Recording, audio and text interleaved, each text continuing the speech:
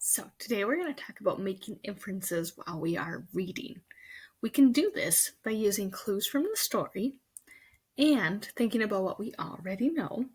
And that's how we make an inference. We figure out what the author has not stated or what the author hasn't said. It's kind of like a hidden message. When you make an inference, you go beyond the author's words to understand what's not said in the text. You infer by thinking about the plot and certain events that take place. You can also infer by thinking about the characters' actions and their feelings. You can think about things you already know about the real world that can help us understand what a character is going through. You can think about the setting, why that might be important, and thinking about what the character has said. Okay? You also might want to use your own personal experiences, what you know about the situation the character might be going through. So, remember how we've been using this we talked a little bit about it for picture of the day? Well, today I want to teach you how readers can make and use these inferences in their reading to help them better understand the characters and what's going on in our story.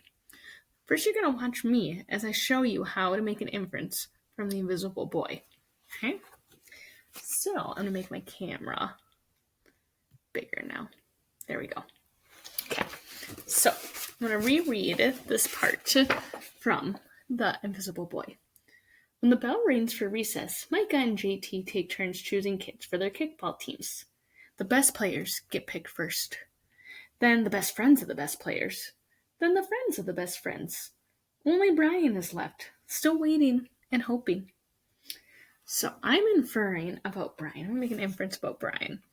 I infer that Brian really wants to play kickball because he's still waiting and hoping, like the story said. He's still waiting. So that tells me he's really excited to play.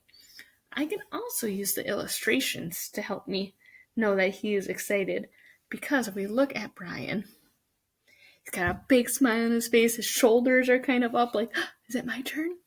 So we can use illustrations and the words to help us find a deeper meaning. Notice when we have an inference, we have that really important because. We need to explain what our thought is. Okay? Now it's your turn to try. You're going to make an inference for the invisible boy. Let's find our inference. Okay? So, we're going to make an inference about Emilio, and we're going to read through this part first, okay? So, it's lunchtime again, Brian's least favorite part of the day. Another 20 long minutes of kids talking and laughing with everyone else but him. Brian! He hears someone shout. Hey, Brian, over here! Brian turns and sees Justin waving him over. Emilio nods at Brian as he makes room for him at the table. So I want you to stop and think, what's your inference here? What do you infer about Emilio? I want you to go back into the Google Classroom assignment and add your answer to that question. What do you infer about Emilio? Okay? Let Mrs. Wells know if you have any questions. I hope you use this strategy today and every day as you are reading to learn more about our characters and identify with them. Take care.